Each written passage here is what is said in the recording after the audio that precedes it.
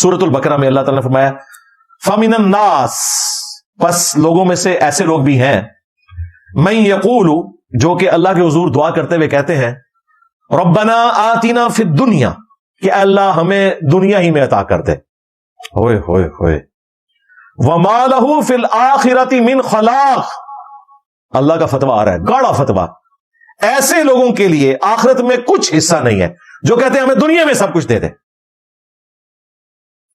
اب اہل ایمان کی اپروچ کیا ہے؟ عام آدمی تو یہ سوچ رہا ہوگا کہ اہل ایمان وہ ہیں جو کہیں گے اے اللہ ہمیں آخرت میں سب کچھ دے، نہ، اہل ایمان کی اپروچ یہ ہے وَمِنْهُمْ، اور لوگوں میں ایسے بھی ہیں مَن یقول، جو کہ اللہ کے حضور دعا کرتے ہیں ربنا آتنا فی الدنیا حسنہ، اے اللہ ہمیں دنیا میں بھی بھلائیاں عطا فرما، وفی الآخرۃ حسنہ، اور آخرت میں بھی بھلائی عطا فرما، وقنا عذاب النار، اور آخرت کی سب سے بڑی بھلائی ہمیں دے دے کہ ہمیں آگ کے عذاب سے بچا لے، آمین۔ ان لوگوں کے بارے میں پھر اللہ تعالیٰ کیا فرما رہا ہے؟ اولئک لہم نصیب مما کسبوا، یہ وہ لوگ ہیں جنہیں ان کے اعمال کا اجر ملنے والا ہے، ان کا جو نصیب ہے انہیں ملے گا، جنہوں نے کہا کہ دنیا میں بھی بھلائی اور آخرت میں بھی، اور عذاب جہنم سے اے اللہ میں بچا لینا۔ واللہ سریع الحساب، اور اللہ تعالیٰ جلد حساب لینے والا ہے۔ اللہم حاسبنا حسابا یسیرا، اے اللہ ہمارے حساب کو آسان فرمانا، آمین۔ یہ دعا بتا رہی ہے کہ اسلام کتنی ڈائنامک اپروچ دیتا ہے انسان کو کہ دنیا کے لیے بھی محنت کرنی ہے، آخرت کے لیے بھی کرنی ہے۔ بس دنیا میں ہر کام آپ نے کرنے سے پہلے بولین الجبرا والی بات ہے، 0-1 دیکھنا ہے کہ اللہ تعالیٰ نے اس کی اجازت دی ہے یا نہیں دی ہے، تو وہ بھی آپ کے لیے دین ہے۔ رزق حلال کمانا دین ہے، بیوی بچوں کا خرچہ اٹھانا یہ دین ہے، حتیٰ کہ مسلم شریف میں حدیث ہے کوئی شخص سبحان اللہ کہے تو یہ بھی صدقہ ہے، اللہ کے حضور نیکی ہے، الحمدللہ بھی صدقہ ہے، لا الہ الا اللہ بھی صدقہ ہے، راستے سے تکلیف دہ چیز کو دور کرنا بھی صدقہ ہے، تمہارا بیوی بچوں کے منہ میں لقمہ ڈالنا بھی صدقہ ہے، یعنی نیکی ہے، حتیٰ کہ تمہارا بیویوں کے ساتھ تعلق قائم کرنا یہ بھی صدقہ ہے۔ صحابہ کرام کو باقی چیزیں تو ہضم ہو گئی، کہا یا رسول اللہ یہ کیسے صدقہ ہو گیا؟ آپ نے فرمایا اگر تم یہی ضرورت کسی ایسے طریقے سے پوری کرو جو اللہ کے حضور حلال نہیں ہے تو کیا تمہیں گناہ نہیں ہوگا؟ صحابہ نے کہا کہ ہوگا یا رسول اللہ۔ فرمایا تو اس پہ ثواب ہوگا۔ جو ایک خالصتاً حیوانی جذبہ ہے، ایک اینیمل انسٹنکٹ ہے سیکس والی، اسلام نے اس کا ڈسپلن دیا، لیکن بہرحال ایک انسٹنکٹ تو کامن ہے انسانوں میں اور جانوروں میں اپنی ریپروڈکشن کے لیے، لیکن اس پہ بھی ثواب ہے، تو باقی چیزیں تو آپ چھوڑ دیں، ہر چیز پہ ثواب ہے اگر گاڈ اورینٹڈ ہے۔ یہ ہے فی الدنیا حسنہ۔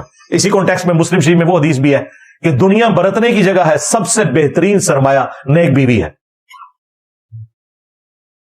برتنا ہے آپ نے دنیا کو، لیکن اس کو اپنے اوپر حاوی نہیں کرنا۔ رن مرید بھی بن جائے کوئی مسئلہ نہیں ہے، ہاں، لیکن یہ پیری مریدی ایسی ہونی چاہیے جس میں اللہ رسول کے احکام نہ ٹوٹے۔ ہاں، اس میں آپ کسی کو اپنا پیر بنا لیں، اپنی بیوی کو بنا لیں، بے شک کوئی مسئلہ نہیں ہے، اللہ رسول کے احکام نہیں ٹوٹنے چاہیے۔ اصل چیز یہ ہے حاوی نہ ہو آپ کے اوپر کہ آپ حلال اور حرام کی تمیز کو گوا دیں، یہ معاملہ نہیں ہونا چاہیے۔ تو فی الدنیا حسنہ وفی الآخرۃ حسنہ وقینا عذاب النار، یہ جناب بیسٹ دعا ہے۔ اپنی ہر نماز میں اس دعا کو مانگا کریں، تشہد میں، سجدوں میں مانگیں۔ مسلم شریف میں حدیث ہے انسان سجدے میں اپنے رب کے سب سے زیادہ قریب ہوتا ہے، خوب دعائیں مانگا کرو قبولیت کی جگہ۔ بخاری مسلم میں حدیث ہے کہ تشہد میں جب دروشی پڑھ چکو تو جو چاہو اپنے رب سے مانگو، اس میں یہ دعا مانگے، باقی دعائیں تو ہیں، یہ دعا بھی مانگے۔ بخاری مسلم میں حدیث ہے، انس بن مالک کہتے ہیں نبی علیہ السلام اور کوئی دعا مانگے یا نہ مانگے، ایک دعا آپ ضرور مانگا کرتے تھے، اللہم ربنا آتنا فی الدنیا حسنہ وفی الآخرۃ حسنہ وقینا عذاب النار۔ قرآن میں ربنا کے ساتھ آیا ہے، بخاری مسلم میں اللہم کے ساتھ آیا ہے، ان دونوں کو آپ جمع کر لیں، اللہم ربنا آتنا فی الدنیا حسنہ وفی الآخرۃ حسنہ وقینا عذاب النار۔ قرآن میں بھی ایک دعا ایسی ہے جس میں اللہ نے دونوں سیغوں کو جمع کیا ہے، اللہم ربنا انزل علینا مائدۃ من السماء، وہ جو حضرت عیسیٰ علیہ السلام کی دعا ہے، اس میں اللہم ربنا ہے. اسی لیے آپ دیکھیں سنن نسائی میں دعا ہے اللہم اعنی علی ذکرک و شکرک و حسن عبادتک. ابو داؤد ترمذی میں آیا ربی اعنی علی ذکرک و شکرک و حسن عبادتک. تو ربنا اللہم یہ دونوں انٹرچینجبل دعاؤں میں الفاظ آ جاتے ہیں, تو ان دونوں کو جمع کریں, یہ دعا مانگا کریں. اور یہ اتنی کمال کی دعا ہے, اتنی رکت انگیز. ایک حدیث مجھے یاد آئی, مسلم شریف میں انس بن مالک کہتے ہیں نبی علیہ السلام کے ایک صحابی تھے, وہ اتنے بیمار ہوئے کہ ہڈیوں کا پنجر بن گئے. جس طرح کے ایک چڑیا کا نو مولود بچہ ہوتا ہے نا, جس کی صرف ہڈیاں نظر آ رہی ہوتی ہیں, گوشت نہیں ہوتا, یہ اس صحابی کی حالت ہوگی بیماری میں. تو نبی صلی اللہ علیہ وآلہ وسلم اس کی عیادت کے لیے تشریف لے گئے. یہ صحیح مسلم شریف میں ہے, یہ مولانا شریف نہیں ہے, مسلم شریف. مشکات میں بھی آپ کو دوسری جلد میں جامعہ دعاؤں کا بیان, اس میں یہ آپ کو حدیث مل جائے گی تیسری فصل میں جا کے. نبی صلی اللہ علیہ وآلہ وسلم نے ان سے پوچھا کہ تو اللہ سے کیا مانگتا ہے؟ یعنی حضور کو یہ اندازہ ہو گیا کہ غلطی اس نے کوئی ایسی کی ہے. ان کا یا رسول اللہ میں اللہ سے ایک ہی دعا مانگتا ہوں کہ اے اللہ جو تو نے مجھے آخرت کی زندگی میں عذاب دینا ہے وہ دنیا ہی میں دے لے. بولے اعوذ باللہ تعالی. اب یہ دعا تھی کو کرنے والی. نبی صلی اللہ علیہ وآلہ وسلم نے فرمایا سبحان اللہ, کیا تو دنیا میں یا آخرت کی زندگی میں اللہ کے عذاب کو برداشت کرنے کی طاقت اور ہمت رکھتا ہے جو تو اس قسم کی دعائیں کر رہا ہے؟ اور تجھے تو چاہیے کہ تو دعا کر ربنا آتینا فی الدنیا حسنہ وفی الآخرۃ حسنہ وقینا عذاب النار. اے اللہ دنیا میں بھی بھلائی دے, آخرت میں بھی بھلائی دے. بھائی اللہ سے مانگ رہے ہیں نا, تو کون سی کنجوسی کرنی ہے؟ عذاب والی بات ہی نہ رکھے ہیں. بخاری مسلم حدیث ہے میں اپنے بندے کے گمان کے قریب ہوں, جیسا میرے بارے میں وہ گمان رکھے. امال بھی کرنے ہیں لیکن گمان پازیٹو رکھنا ہے, آپٹیمسٹک رہنا ہے. ہاں, پیسمسٹک کبھی نہیں ہونا. اللہ سے اچھا گمان رکھنا ہے. ہمارا گمان ہے انشاءاللہ اللہ تعالی ہمیں بغیر حساب و کتاب کے جنت میں داخل کرے گا انشاءاللہ.